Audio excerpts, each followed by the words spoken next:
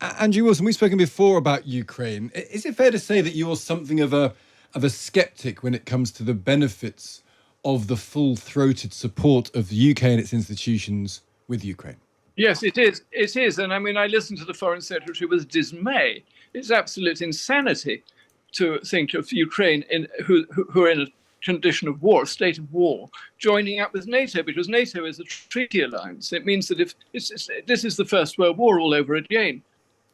If you're in a treaty with somebody and you promise that if their territory is invaded, you will go to war with the invader. And that's that is in effect what our Foreign Secretary is saying. He wants to go to war with Russia. I don't. It's a Russian problem which should be solved. Kissinger was right. If only he was 60, not 100 years old. What was needed was a big heavyweight American force, and perhaps Chinese and Indian, coming in from outside and saying, look, you two, you're idiots having this war. The Russians should never have invaded, but you must sort out this problem. You must sort out the territories, which most reasonable people think probably still are Russian, the Donbass and Crimea and possibly some other little bits, and then support to the full the idea of an independent Ukraine. But the idea that we should all be encouraging them to join NATO and even the EU, and thereby setting us up in these dangerous situations where we would be obliged to go to war with Russia rather than just having this proxy war, strikes me as total madness. But is it not madness also to suggest that the invasion of a sovereign country by an aggressor like Russia is not something that has to be taken seriously? This is not simply a Slavic dispute over arguable positions. Ukraine is, by any definition, a sovereign nation into which Russia has poured forces of war.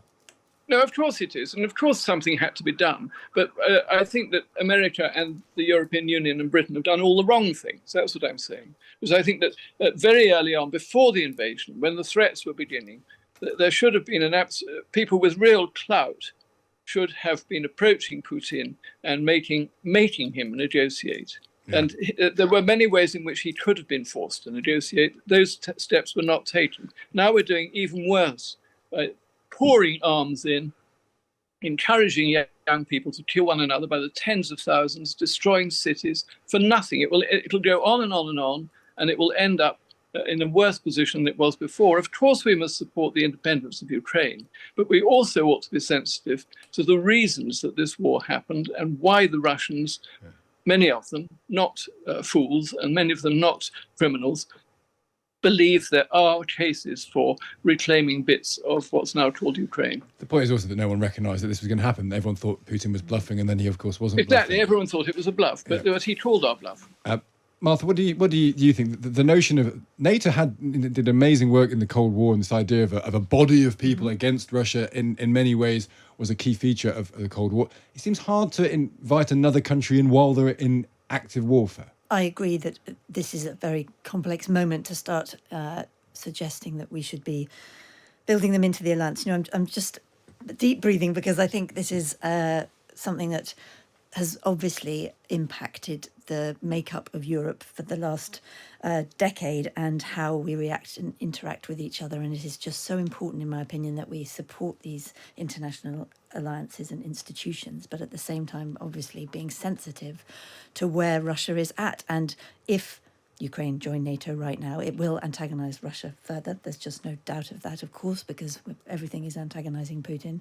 And so we have to think very carefully. You know, I just reflecting on last week, I was very lucky to meet Sanna Marin, the outgoing Finnish Prime Minister. Finland's obviously just joined NATO. We did a conversation on stage together and I asked her about joining NATO. And she said the whole world was hassling her to join. International leaders were ringing her to say, hurry up, get on with it. You know, it's dangerous about Russia. And she knew that over time it was the right thing for Finland to do. But she took such an interesting approach. She said, you know, I got all the key people in my country together. And it's a small country, albeit an important one.